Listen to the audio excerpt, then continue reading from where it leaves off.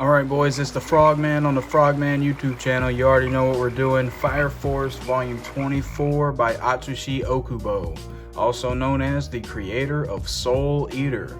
This is 24 inside of omnibus number 8. Standout cover this time is the actual volume cover itself. Obviously we've got what would have been a colored page. It's actually colored here on the back. You can see Arthur with the brand new sword and Shinra looking very, very cool and intimidating. As always boys, Atsushi Okubo opens up his volumes with a wide double shot, double spread here. This is Yona talking to Haumea about the great cataclysm and how it is starting to begin. Here's our next orange, and I just want to remind you, orange is standout panel or good artwork. This right here is what this one gets the orange for. We'll make this one quick. It's just a good hand. I bet I can't draw a hand like that, and I bet you can't either. Our first blue is standout moments. This is Arthur seeing his brand new sword for the first time and checking it out. And I think the panel is very awesome. It's an awesome moment for Arthur and how excited he gets for this. I love the little 8. There's a little 8 near the handle of the sword. Very cool moment. This scene here reminds me of Zoro. You flip the page once and we get to this scene here. This is Arthur declaring, "No one shall ever defeat me again." This reminds me of Zoro. If you remember very early One Piece, he declares the exact same thing.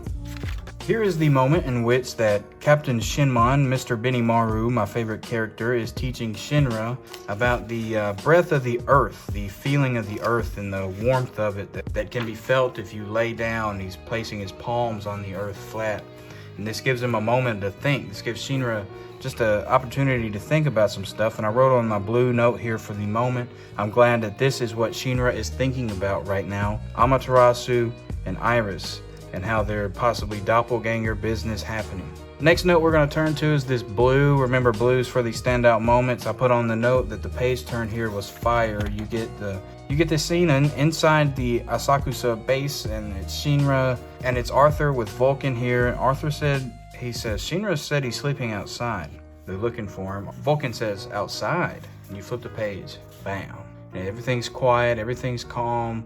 Shinra's sitting outside, he's laying on the earth and he's trying to feel the warmth. Palms on the earth and his back and his head. And you flip the page, I mean, come on, bro.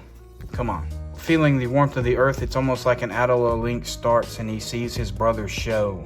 And boy, this is artwork that stands out. Holy shit, this is a double spread if I have ever seen one. I'm gonna give my guy a little pet right here for that one. Oh my God.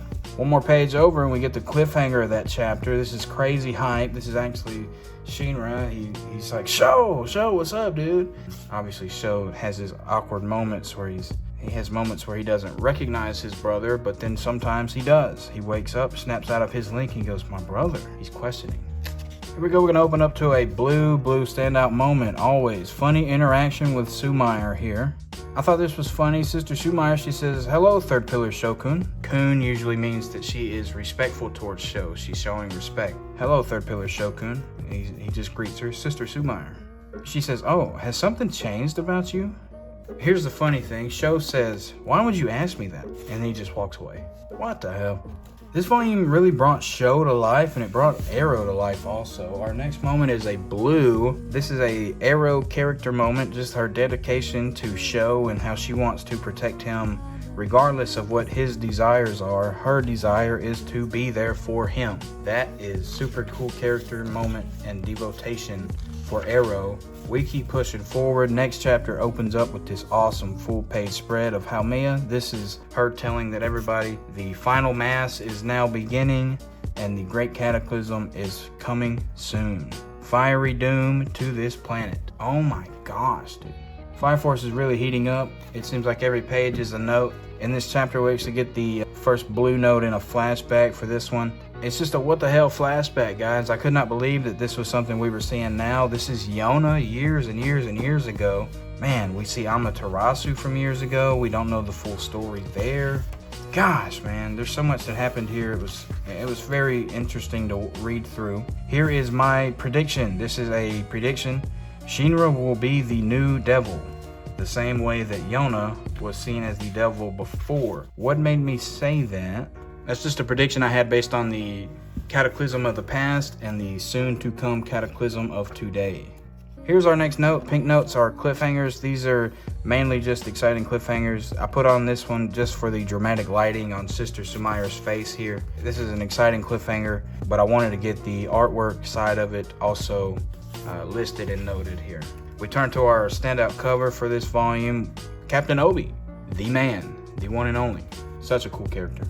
Here's a blue note standout moment. These are, it says 482, solid point from this guy, the whistle dude. Pert Copan is his name. And he is telling Captain Obi that no matter what he's done, he's learned that Captain Obi's a good man and he must have put human life first, even if the headlines are saying otherwise. Goated Scott moment is our next cliffhanger. This would have got me, boys. This would have got me weekly. I would have been like, holy shit, the mole's back. The mole's back. It's the return of the Mac. Return of the mole. Pushing forward to our next orange panel here. This is just a sick attack from Scott. He busts out the ground. He chops this freaking dog in the chin. And it's a funny situation. I thought it was funny. I was reading this. The dog kind of traps him underground. And as he's digging, he realizes, shit, I'm using a lot more energy than this dog is. He's just walking on the ground. I'm digging through it. So it becomes a battle of wills. Who breaks first? Fortunately, Scott, he's so badass. He freaking attacks this dog. There's this giant picture of that mole right there beside him. We push forward to our next double noting. This one gets for the cliffhanger. This is the first pillar arising out of the ocean. This giant pillar shoots up out of the ocean and it gets a note for the cliffhanger of the chapter. I would be left speechless. And it also gets a note, the orange note for the artwork itself. Here's our next orange. Orange, remember, classic character intro pages. The panels are hype. Captain Honda and Juggernaut. Takaru. Got an orange panel here, this giant that rose up out of the ocean near the pillar. I just like this panel. It reminds me of something out of like Evangelion. It also reminds me of the robot that is actually happening in One Piece right now. If you read One Piece weekly, check the timestamp of this, you'll know exactly what I'm talking about, boys. Jaw-dropping cliffhanger on this chapter.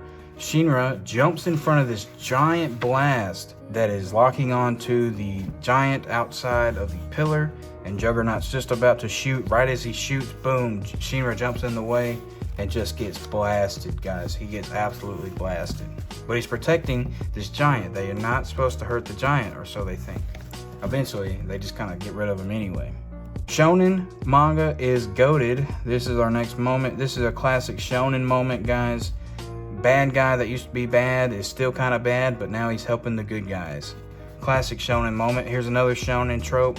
There's a guy that the super strong dude looks up to that he doesn't even want to face. This guy's name is Oguro. Super strong, or so we have been told. You flip the page, one page, you get our next orange full page spread giant from the pillar. This reminds me of One Piece also. A lot of One Piece in this one. This looks just like Luffy and Shanks, but it's Kurono and Shinra in that first chapter of One Piece. Always a legendary chapter.